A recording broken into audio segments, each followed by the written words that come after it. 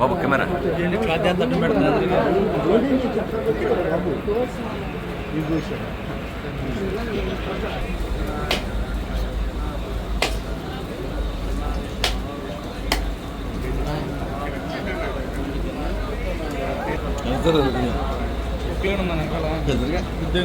తోసి అవతలకి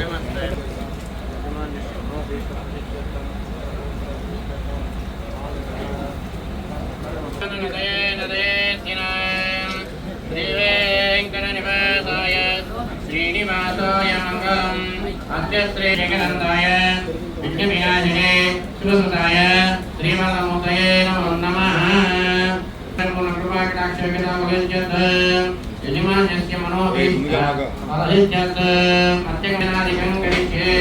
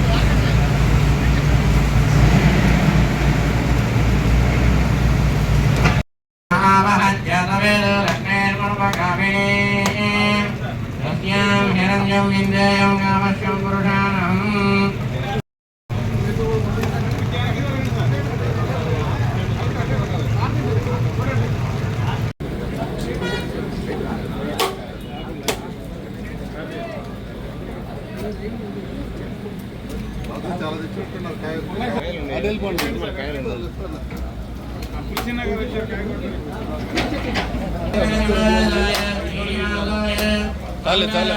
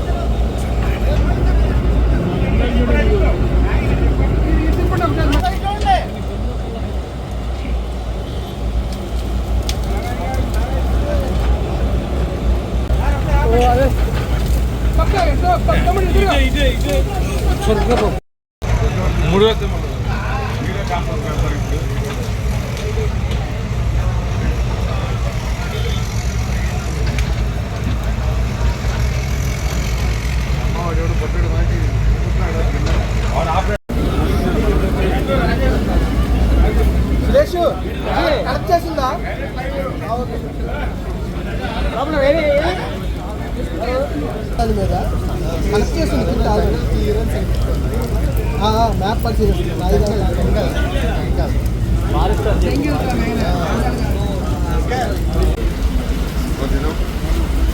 ఎంపీ అన్న 2014-19లో ఇక్కడ రైతులు కేవలం 58 రోజుల్లో 34,000 ఎకరాలని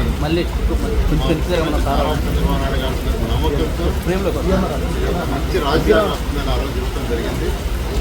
అయితే దానికి తగ్గట్టుగానే ఇక్కడ డిజైన్లు అన్నీ చేయడం ఒక 41,000 కోట్ల రూపాయలకి టెండర్లు పిలిచి వర్క్ టేకప్ చేశాం.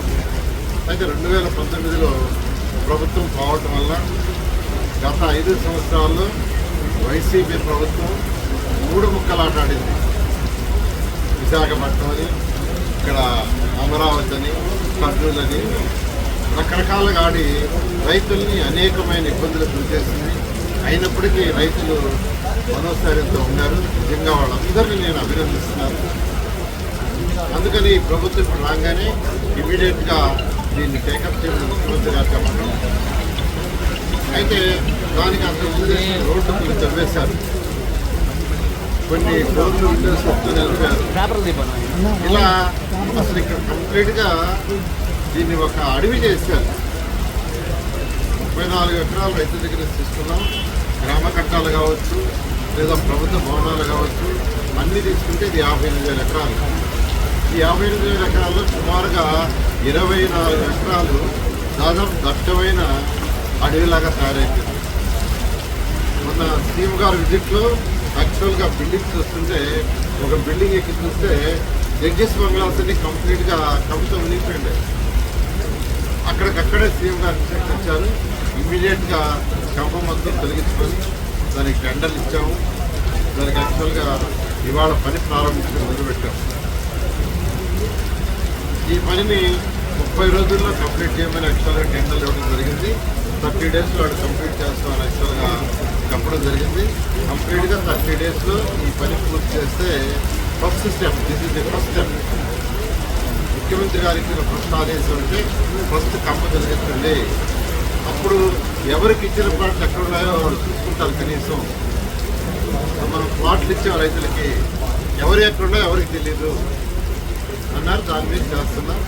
తర్వాత ఏదైతే బిల్డింగ్స్ రోడ్లు కట్టామో గత 5 సంవత్సరాలు ఎటువంటి మెయింటెనెన్స్ కానీ దాని గురించి పట్టించుకోకుండా గత ప్రభుత్వం వైఎస్ఆర్సీ ప్రభుత్వం వదిలేస్తే దానివల్ల కంటిన్యూ చేయాలని ముఖ్యమంత్రి గారు ఆదేశించాం. దాని మీద స్టడీ చేయడానికి ఐఐటి హైదరాబాదు, ఐఐటి చెన్నై ఇద్దరికి ఇచ్చాం. వాళ్ళకు కూడా 1 month టైం ఇచ్చాము. వాళ్ళు వచ్చి స్టడీ చేశారు. ప్రైమరీ రిపోర్ట్స్ త్వరలో ఇస్తారు. ఇచ్చిన తర్వాత దాని మీద కొన్ని మళ్ళీ ఇంకా టెస్ట్ చేయాలన్నారు. అది చేసిన తర్వాత దాన్ని బట్టి యాక్చువల్గా ముందుకు పోవడం జరుగుతుంది.